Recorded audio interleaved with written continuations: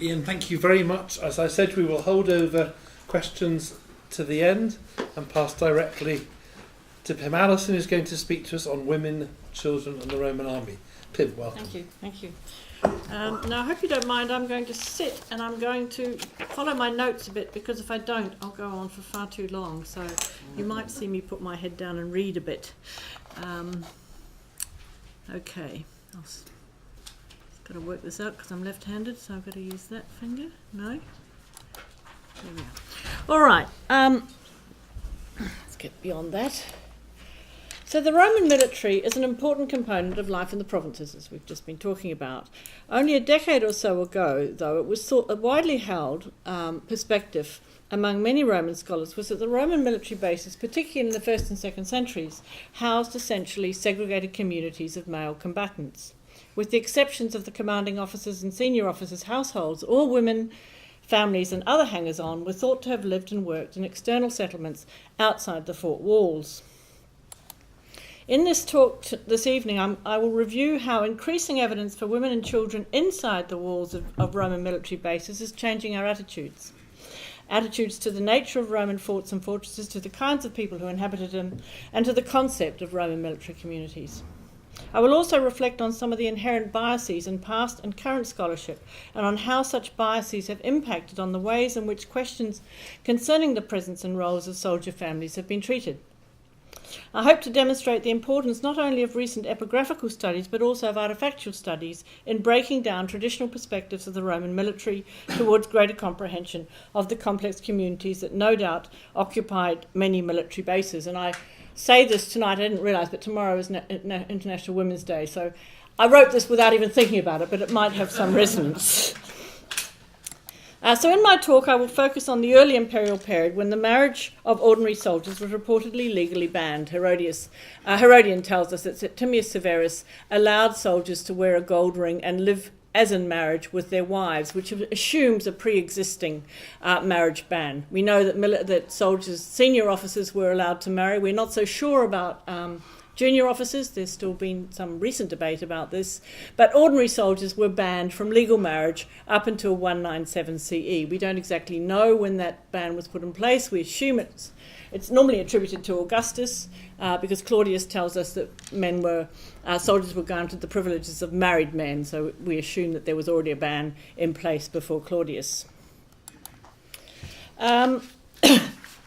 So I'll discuss the impact of this documented marriage ban has had on scholarly approaches to women and children in the Roman army before the 1st century CE. I will also discuss the manner in which the entrenched attitudes of their presence in this domain have influenced and continue to influence our understandings of the organisation of Roman military space and the functioning of the Roman military.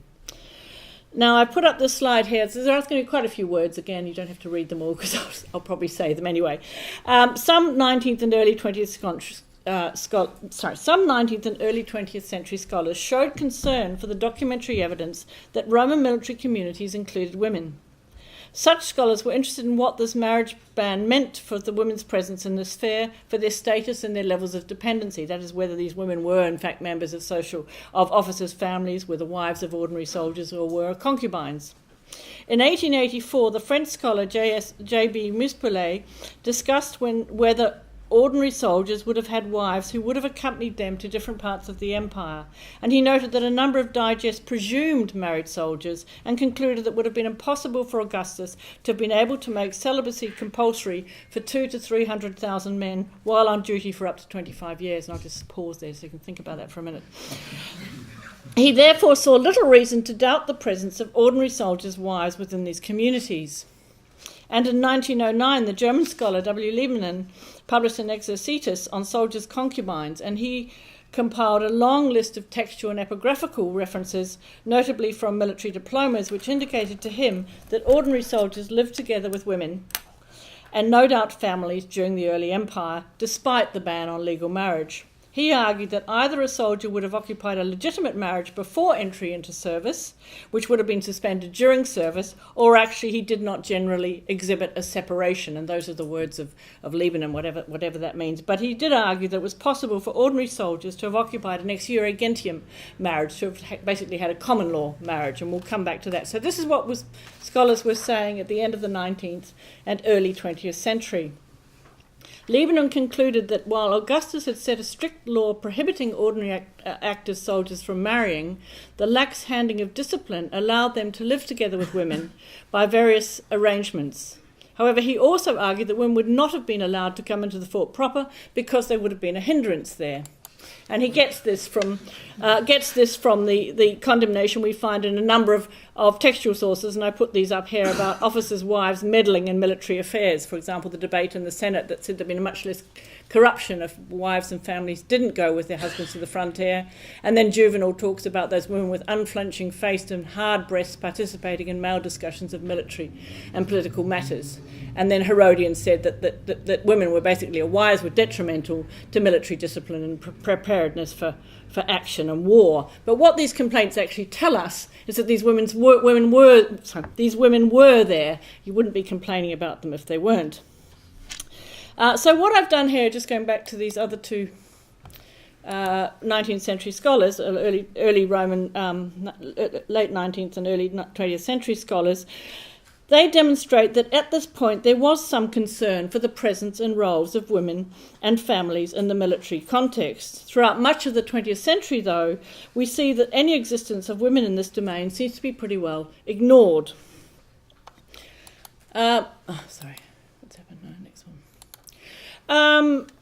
Such attitudes towards women in the ancient world are not peculiar to Roman military studies, as is demonstrated by this quote from Sarah Pomeroy, who says that she's amazed to see that women don't appear in either of Rostovchev's histories of the Roman Empire or of the Hellenistic world, and that he only has resident aliens and slaves as the unenfranchised in Athens. What is noteworthy for the military sphere, though, is there is seemingly a regression at this point. Earlier Roman military scholars did indeed concern themselves with women in the Roman army, but such concerns pretty well disappeared again until about the 1970s and second wave feminism. Where's the right button? In large part, this is due to the significant role that the Roman military has played in modern European military matters. As articulated by my colleague there, Simon James, Roman military organisation has provided an important model for European armies since the Renaissance, and Roman military, with its structures, strategies and discipline, was a Platonic ideal for the perfect modern fighting machine. In turn, professional soldiers have also played a prominent role in Roman military scholarship. As similarly discussed by Richard Hingley, British scholarly interest in the Roman military in the late 19th and early 20th century was tied to a concept of territorial conquest and colonial administration. Romano-British archaeologists use the acquisition and control of British colonies as analogies for understanding the spread and administration of the Roman Empire. Social history, and particularly women's histories, were just not on the agenda. And British scholars don't need to be singled out here. The German scholar Thomas Becker has recently argued that in the Prussian view, the virtues of the Roman military would have been diminished by the presence of women. I keep getting wrong. This relationship can be seen in representations of British and Roman armies. The dramatised documentary of the Charge of the Light Brigade that I recently watched indeed showed the presence of officers' wives.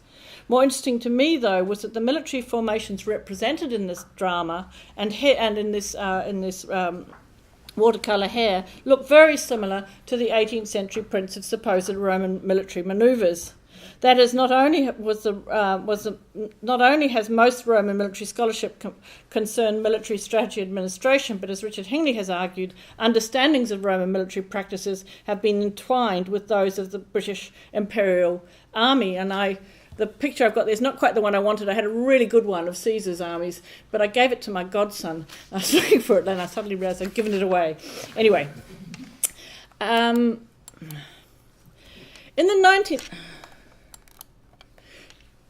In the 1970s, though, we see renewed scholarly interest in the marriage ban for ordinary soldiers and what this might have meant for the Roman military. And I'll give you two examples here, the work by Peter Garnsey on Septimius Severus and the marriage of soldiers, and R.E. Smith's work on the army reforms of Septimius Severus. On the basis of the lifting of the marriage ban as part of these reforms, Smith argued that prior to the end of the 2nd century, no soldiers' families would have accompanied them into military zones, and any that did lived in married quarters outside the camp. It's notable that both these scholars are historians and not archaeologists. Oh, I keep clicking the wrong one. No? Most archaeologists at this time seem largely unconcerned about how such reforms might have impacted on their interpretations of Roman military bases, of the military bases that they were excavating. Indeed, some scholars were openly hostile to the idea that women and families might have made up part of these military communities, for which a concept of a largely celibate male domain was a norm, despite earlier conclusions of scholars like Miss Poulet. Of particular note here is Harold von Petrikowitz and his seminal work on the internal buildings of legionary fortresses during the Principate. Von Petrikowitz developed typologies for the various building types in the number of forts and assigned functions to these buildings according to these structural typologies and the names of these buildings as described by ancient authors such as Polybius, Pseudo-Hyginus and Vegetius. Von Petrikowitz also calculated how much space each soldier and each contubernium would have required in each barrack building. According to him, with 8 soldiers in each contubernium, there was no possible space for women and families in these barrack rooms. Von Petrikowitz therefore echoed Liebenham's presumption that women were forbidden from living inside or frequenting the fortress. I'll get it right one day. Why is it not? Yeah, a bit easier. In line with R.E. Smith and von Petrikowitz, archaeologists and historians generally accepted that camp followers and any soldier families after the lifting of the marriage ban would have lived outside the fort proper in specially built civilian settlements within designated married quarters. Indeed, Robin Burley identified married quarters Robin Burley identified as married quarters the remains of 3 buildings in the vicus outside the wall of the fort at Vindolanda because their structural layout and size was comparable to such quarters built by British architects for families of native soldiers in India during World War II, that they were 12 foot by 6 foot, so they were the same size. Don't stop laughing, Chef. Funny.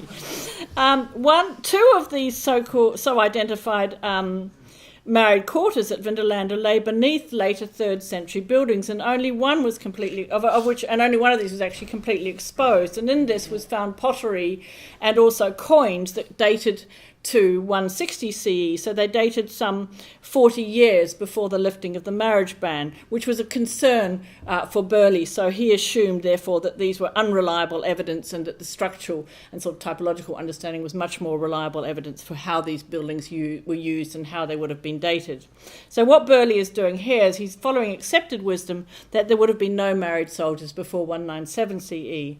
In other words, in the 1970s, this perspective and the typological and comparative approaches to structural evidence were considered to be more informative than the more movable and the more easily datable artefactual remains. However, Burley did remark on the large numbers of small shoes found in pre-Hadrianic levels of what he identified as a tannery at Vindolanda. He commented that these shoes were likely to have been for women and children, and that perhaps there was indeed a lack of strict application of the law on some frontiers. In general, though, while interest was growing in the meaning of the marriage ban, traditional views on the structural organisation and assumed capacities of military bases overrode the artefactual evidence. I'll go over here. The discovery and decipherment of Claudius Severa's letter to Sulpicia Lepidina, found in Vindolanda in 1973, one camp commander's wife inviting the other to a birthday party, and also the discovery of a woman's sandal in the Praetorium at Vindolanda, datable to around 100 CE, inspired scholars and the wider public to think more consciously and perhaps more critically about women's presence in these remote regions and about their lives there. And I show you 2 shoes, actually, because you often see one. The other shoe comes from Selberg, and thought to be sort of invasive of the military. It was found, I think, in one of the wells inside the fort. Now, the research of Lindsay Allison Jones in the 1980s has done much to put women back into the mix in Roman Britain, while her chapter on women in the Roman army in her book Women in Roman Britain focuses on those at the top of the social scale, that is, the wives of emperors and camp commanders. Allison Jones also argued that centurions were allowed to marry, and they must likewise have accompanied their likewise have been accompanied by their wives as they moved from camp to camp. Nevertheless, her suggestion that these centurions' families may have been housed outside the fort again follows the established view rather than anything inherent in the textual and archaeological evidence. So again, they're there, but we've got to find somewhere to put them, so we'll put them outside. The 1990s saw an escalation of interest in epigraphical evidence for wives and families associated with the military. A number of scholars focused on this evidence to demonstrate the fallaciousness of the concept of celibate soldiers before 197. Lindsay Allison Jones had already commented on the numerous tombstones that had been set up in the provinces, either by families of ordinary soldiers to commemorate the death of their soldier father or husband, or vice versa, by soldiers set up to commemorate members of their families. And I show you one here from Chester's, which has a man called Dagvalda from Pannonia, and also his wife, who must have come from Pannonia. She has set this up for him. Scholars had previously argued that such tombstones must have dated after the lifting of the marriage ban, and you'll see that in Collingwood and Wright. However, Lindsay Allison Jones noted that there's no precise evidence to actually date any of these tombstones, so again, that circumstantial evidence has been used to date them. On the other hand, military diplomas can be dated, and many demonstrate that ordinary soldiers often already had acknowledged wives before they released from service. And I show you one here that comes from Antoninus Pius, the reign of Antoninus Pius, and it says whose names, so several names below, and the connubian, the legal marriage with wives they had when citizen was granted them. So they're given legal marriage to wives who they already had and already acknowledged. In general, though, scholars writing in the 1990s shied away from critiquing the concept of an essentially male-only zone inside the fort walls. Swayed by the diatribes of the ancient authors and by Roman law, the consensus among these scholars was still that any women, families, or other hangers-on, apart from senior officers' households, lived in civilian settlements outside the forts and fortresses. There are two important exceptions here, though, who have demonstrated this is unlikely to have been the case. And the first is one member of the audience, Birgitta Hoffmann, who argued that the form and decoration of centurions' dwellings at the end of barracks blocks during the Principate demonstrate a standard of living comparable to that of senior officers' houses. Birgitta stressed that the elaboration of these dwellings, their plastered and painted walls and their paved floors, would have made centurions' families feel at home, and thus concluded that such families were most probably housed inside the fort. And certainly, if you look at I'll show you this picture because these are these what they call the head buildings or Kopfhäuser at the end of the barracks buildings. These more complex dwellings of the centurions. And recently in Vindenisse, in Brugg in Switzerland, the fort dated to the 1st century CE, skeletal remains of at least 3 infants have been excavated in association with the centurion's house, which has led the excavators to identify these remains of the children of the centurion, who lived there with his wife. Oops, over here. Now, the other exception in the 1990s was Carol von Driel-Murray, who investigated the size ranges of shoe remains from a number of 1st and 2nd century military sites, including inside the period 4 barracks at Vindolanda, which dated to the beginning of the 2nd century. She argued that shoes found in these barracks were left behind by departing troops who would have lived there, and demonstrated that they included small shoes that would have been worn by women and children. And I don't know if you can see this down here, but here are the small sizes, and she actually has graphs of two peaks, male-sized shoes and then the smaller-sized shoes of women and children, and these are the barrack rooms in which she found them. Obviously, these ones haven't been excavated, so most of the ones that have been excavated did have these small-sized shoes. These shoe remains provide strong argument for the existence and likely habitation of soldier families within these barracks during the 2nd century. An important aspect of both Brigitte Hoffmann's and Carol von Driel's studies is that they've both gone beyond structural typologies and assumptions about military organisation and used contextualised material cultural evidence to demonstrate actual practice. By the end of the 20th century, many military scholars were starting to accept that ordinary soldiers could indeed have been accompanied by their families in military zones prior to the lifting of the marriage ban. And we've already heard about Adrian Goldsworthy and Ian Haynes' landmark book, which I think was the first entire volume devoted to the social side of Roman military life. Papers in this volume demonstrated the changing attitudes to women and families within the military. For example, Mark Hassel argued on the basis of Hoffmann's and Driel Murray's study that even before the marriage reforms of 197, there would have been married quarters for serving officers and private soldiers inside military bases. However, there continued to be considerable resistance to Driel Murray's interpretations of her findings, and many scholars still found the idea of ordinary soldiers' families might have resided inside the fort unacceptable.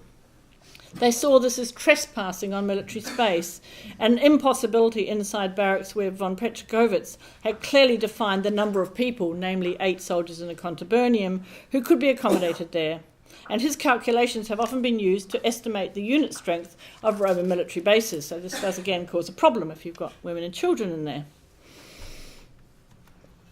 Now, Sarah Fang published an extensive study of the epigraphical material dating to the early empire in 2001, which further demonstrates the existence of acknowledged families of ordinary soldiers. Fang confirmed that soldiers indeed married, at least in the de facto sense, and provided children while on active service, which of course would be quite important for an army that lasts for so long.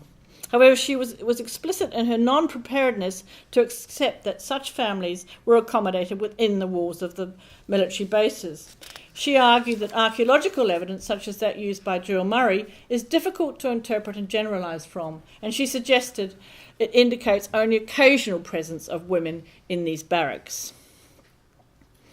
This perspective is surely founded on 20th century scholarly tradition rather than any more reliable evidence, either archaeological or textual. I mean, these are kind of ideas that have not actually been founded on any specific evidence. The view of Fang and a number of other scholars would still seem to be rooted in the 1970s structuralist approaches, with the belief that specific building types and specific amounts of space were required to house individuals, particularly soldiers. The artefactual evidence is considered unreliable. In the views of Fang and others, there seems to be a confusion of actual evidence with preconditioned perspectives. While some rigorous analyses have been carried out, and the interpretation of these analyses continue to be imbued with cultural bias embedded in past decades of scholarship. Driel Murray's analyses were founded on the principle that artefacts rather than structural typology were the more immediate evidence for how buildings were actually used, irrespective of the intended building design. And she provides quite a nice analogy with the Dutch army in Indonesia, where there was an official ban up until the 20th century.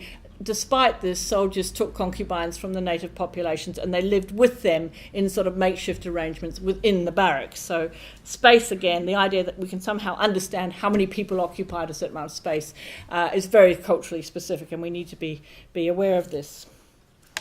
All right, in the time I've got left, I will start talking a bit more about what I've been doing. And as Greg said, I have done quite a lot of work on analyses of artefact assemblages from Pompeian houses. And I've used these artefact function and artefact assemblages to try and throw some light on the use of space, use of Roman domestic space. Many of the types of artefacts found in these Pompeian houses have also been found in Roman military bases, but have often been differently interpreted in these different contexts. For example, I show you here some melon beads which were found in a small bag in the house of Menander, carried by what was probably a young, people say a young woman because she had these beads, but actually children wore these. So a young person was carrying these beads. And above are some pendants with people with military minds will be recognised as the sort of pendants that hung off the aprons, military aprons. This one is silvered and nilioed here, and they were found in a box of other objects, which is the sort of thing which we refer to as the mundus muliebris, the kind of woman's world, whether they were hers or whether they were keepsakes of her military lover, husband, whatever, who knows, but they were found together in a sort of female kind of assemblage, and these things, again, spindle whorls and what are normally perfume bottles, have female associations. As I said, I should go back there, sorry. What we find is, well, no, maybe my next slide is just as useful. What we find is when these melon beads turn up in military sites, such as the site of Oberstim, or spindle whorls turn up at Ellingen, they often are differently interpreted from the way they are interpreted in Pompeii, and this is often based on traditional perspectives that the latter were essentially military communities, soldier communities, and these assemblages therefore must be military assemblages. I'm not showing a proper military assemblage, I'm just showing a few things that sort of have made their way into some of our military assemblages. Like Pompeian houses, though, Roman military bases are in large part domestic contexts used by groups of people in various ways. I was particularly interested to investigate these types of seemingly female artefacts from these military contexts and the associated artefact assemblages, and what these artefacts and their distributions might tell us about these Roman military communities. So I've investigated 5 military bases in Roman Germany whose catalogues include the sorts of finds that are likely to give insights into the types of people at these military bases, such as items of dress and jewellery made from bronze and precious metals. These are the types of items, particularly if they're complete, which could often be dropped and lost, so they will turn up. They're small items that turn up or potentially turn up in their location of end use. So I collated all the finds and used GIS mapping to plot. So these are catalogues from German sites. The Germans are very good at publishing all their material. So one can take these, scan them, and then make a GIS plot of these objects. These aren't the women's objects here. These are actually fine ceramics, but they give you some idea of how to take a catalogue and plot it. So I won't show you all these plots tonight, but I'll just go back to this slide and I'll just talk about some of those from Vetera, from Ellingen, and from Oberstim. Actually, just really 2 from here and 1 from here and one from Oberstim. So my first plot is the distribution of all the artefacts which I can sort of give a gender to from military sites. I've showed you that previous slide of fine ceramics. It's very hard to gender fine ceramics. It's easier to gender the, what do you call them, belts and the armour of soldiers, or, as I say, some of these jewellery and some of the stuff that might belong to women. So I've got things that range from being definitely women, possibly women and children, which is the things like the melon beads, and there's quite strong evidence now that those melon beads are often associated with young people and children, and then the more kind of male kinds of things. Now it's a little bit messy because there's too many men there, so we'll get rid of the men and we can now have a closer look at where the women and children are. Now unfortunately at this legendary fortress of Vetera, we don't have many barracks excavated, so it's hard to see what was going on in the barracks, but we can certainly see that a lot of this material is concentrated in the streets around the gateways in this sort of area, but it's also concentrated in these buildings up here, JKM, which are the tribunes' houses, in the commanding officer's house, and what was possibly a legate's palace over here. This one, interesting, was empty. One of the problems with legate's palaces is they have nice flooring, so it's often difficult to find material from them. But certainly there's quite a large presence of female and child-related material in the Vetera fortress. But as I say, we can't see who these women and children are. It's possible that they might have been people coming into the camp.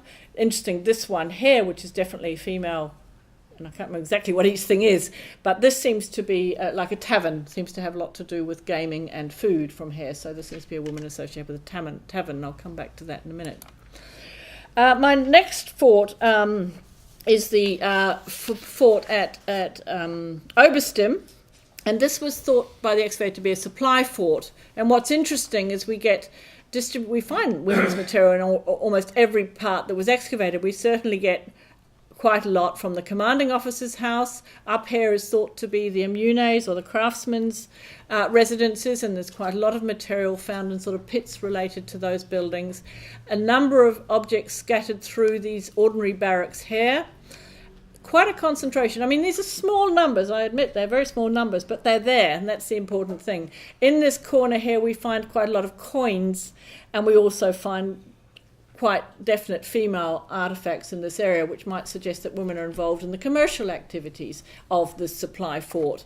This building over here was identified by Schoenberger, the excavator, as a tavern, or some of these buildings, some of these parts in here as a tavern, and again we find women associated, women's objects, shall I say, associated with that as well.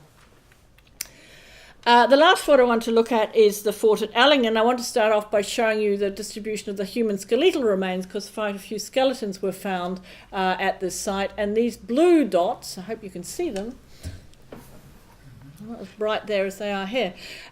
These blue dots are infant skeletons. They're neonates. They're babies up to either stillborn or up to 3 months, I think was the oldest one that was found there. And there are about 11 different finds of these young children. Some of them were originally catalogued as animal bone, which often happens, but they've been identified at least 11 deposits of some sort. Now, when they first dug this fort in the 1980s, I think the young German scholar who dug it was told that there can't possibly be any children in this fort because you don't have children in forts. So he argued that they must have been brought in.